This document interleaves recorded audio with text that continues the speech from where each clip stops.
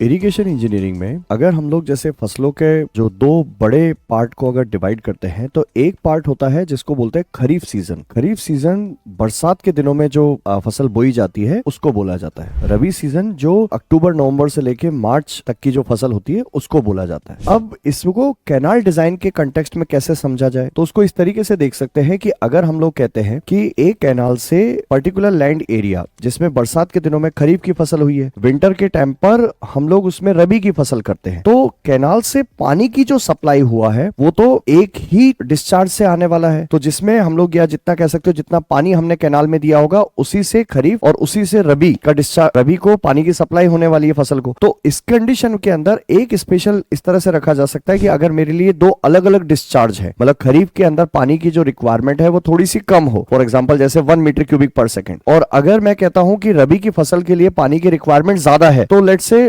1.5 metre cubic पर second, तो जो कैनाल को डिजाइन किया जाएगा वो इन दोनों में से हायर के लिए डिजाइन करते हैं। तो उसी के लिए हम लोग ये कहेंगे कि इन दोनों खरीफ और रबी दोनों के डिस्चार्ज के मैक्सिमम के लिए कैनाल को डिजाइन करना चाहिए। ये बेसिक कंसेप्ट है, बट इसी में एक स्पेशल कंडीशन हो सकती है जिसको बोलते हैं ओवरलैप अलाउंस। ये क्या होता है कमेंट सेक्शन में बताइए, नहीं तो मैं नेक्स्ट वीडियो में आपको बताऊंगा।